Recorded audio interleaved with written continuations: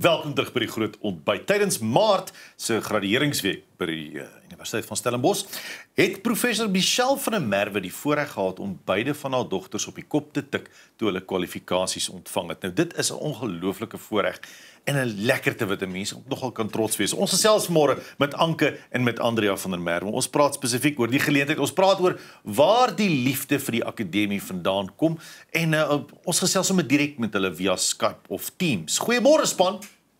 Goeiemôre. Wat is lekker julle by ons. Dit is so 'n unieke geleentheid. Dit is so 'n unieke voorreg wat julle gehad het dat julle ma daar was.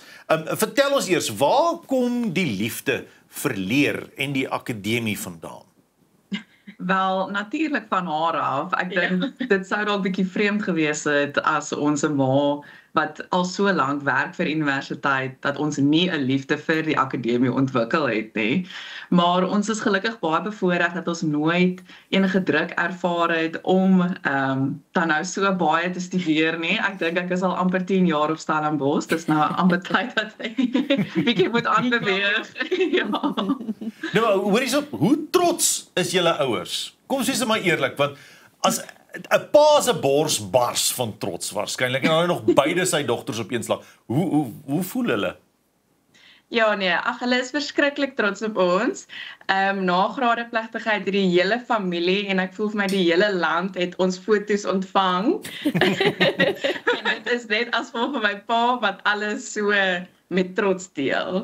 Ja, dat sy ou twee dogtertjies nou hulle groot oomblik op die verhoog gehad het. En dit is regtig wonderlik, jy weet, selfde week, selfde universiteit, en ma wat ook daar is, die ondersteuningsnetwerk ook. Watter raad het julle ouers vir julle gegee toe julle gaan swat het? Wel, ons het eerstens nooit druk gehad om Stellenbosch toe te kom nie. So al is ons ma 'n dosent hier, het hulle albei vir ons gesê, ons kan regtig na enige universiteit toe gaan, ons kan enige plek aansoek doen. Ek het nêrens anders aansoek gedoen nie. Ek dink Andrea het daarom. Ek het wel by ander plekke aansoek gedoen. So ek het daai risk gevat.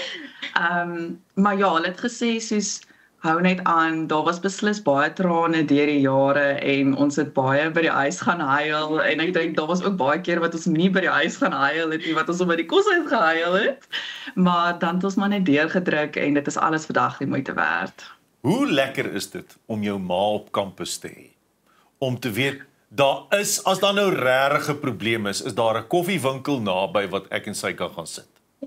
Ja, as die veldjies nou so 'n bietjie min raak einde van die maand, dan weet ons ons kan gou gaan koffie drink by mamma en dan is dit nou toevallig oormiddagete, dan kan ons gou in Reineveldstraat afstap en 'n broodjie gaan haal. Ja, nee, dit was baie lekker en ek meen dit is ook baie lekker om hierdie agter die skerms inligting by haar te kry. Ja, bietjie te skinder van die universiteit. Ek weet jy gaan nie in moeilikheid kom nie. Ek smal daaroor. Andrea, kom ons begin by jou. Wat het jy geswat toe nou? So, ek het op die ou ende regtig geswat en ek is nou besig met my articles vir die volgende 2 jaar.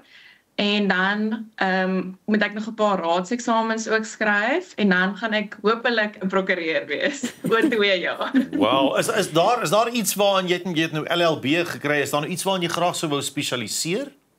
Ja, ek is baie mal oor familiereg. Ek het 'n groot passie daarvoor. Ongelukkig die plek waar ek artikel is nie heeltemal in familiereg nie, maar daar is soveel rigtings in die regte waar jy kan ingaan. So ek dink ook ek sal nog my voete vind en ek glo alles sal reg uitwerk. Familiereg, jy's braaf en sterk. Dit help daar as mense 'n sterk ondersteuningsnetwerk het ook, nee. Ja, nee, definitief. En Anke, wat het jy geswat? So ek het 'n paar dinge al studeer, maar ek het nou vanjaar my PhD gekry by die Departement van Afrikaans en Nederlands. En ek het dieselfde begin soos my ma met BA Taal en Kultuur.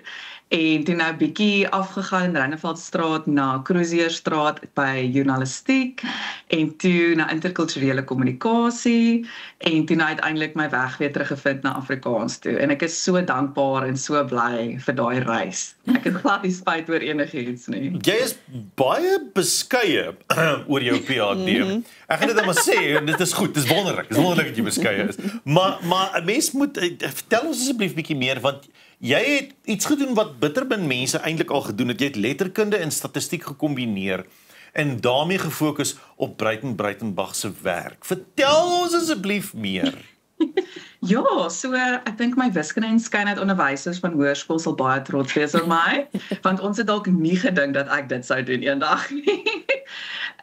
Maar ja, ek het basies na al Breitenbach se Afrikaanse poësie gekyk en met 'n statistiese korpusprogram sy werk ontleed.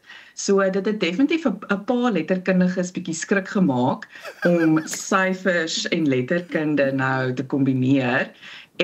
Maar ek het dit tot my voordeel gebruik, want ek dink toe ek begin het met my PhD was ek maar, wat oud is ek, soos 25, en dis baie intimiderend om op daai ouderdom iets te kan sê oor hierdie groot gees Breitenbach, en ek het absoluut die syfers gebruik om myself te vestig en te motiveer en te sê, hoor hierso, dis wat die getalle sê, dit is nie net ek wat dit uitgedink het nie, asseblief, julle kan my maar ernstig opneem. Die nommer sê so. Nou Ja. Andrea, dit klink vir my, julle as 'n familie, is dit klomp mense wat nogal papiere het. Hoeveel grade is daar tussen die lot van julle? Ek dink ons het eintlik gepraat daaroor, ek dink daar's 11 tussen ons. Maar ek het net een, so die res maak almal op. Hy daai een is 'n indrukwekkende een, moet jy nie skaam wees rond nie, hoor. Hoorie, Definitief die laaste. ek het gehoop daar kom ten minste 15 uit die gesin uit, maar weet jy. Julle met Afrikaans wat sy 100 jaar vieringe het hierdie jaar, hoe voel julle oor Afrikaans? Anke, veral jy wat nou ook 'n bietjie in hierdie rigting geswat het. Ja, Afrikaans maak my opgewonde. Ek sien so uit na Daniel se program wat oor 2 weke op Kyknet gaan verskyn. Dit gaan fantasties wees en ek kan nie wag om te sien wat hulle alles gedoen het nie. Ek het so 'n bietjie gehoor waar hulle oral was, met wie hulle almal gesels het. En dit maak my net opgewonde en ek sien so uit na wat nog voor lê vir ons taal. En ek is so bly dat ons vanjaar ons taal kan vier en dit maak my net 'n trots Suid-Afrikaner en Afrikaans sprekende persoon. En baie mense het met my PhD vir my gevra, nou maar, kan mens dan nog 'n PhD doen in Afrikaans? En toe het ek gesê, ja, beslis, asseblief, moenie dat enigiets jou afskrik nie. Ons veg nog steeds vir ons taal op ons eie manier en met vanjaar se feeste is dit absoluut dit is 'n viering en ons moet elke oomblik benut. Nou ja, baie dankie aan die agbare Andrea en aan Dok Anke dat julle hier was vanmôre met ons gekuier het. Dis heerlik om julle te gesels en baie geluk en julle maak 'n mens trots en julle maak julle, ek seker julle maak julle familie buitengewoon trots en dis 'n voorreg om julle te gesels vanmôre. Baie dankie julle. Sê, hoe lekker is dit? 2 susters wat saam op die kop geslaan is deur hulle ma vir hulle graad en vir 'n PhD. Dit is merkwaardig.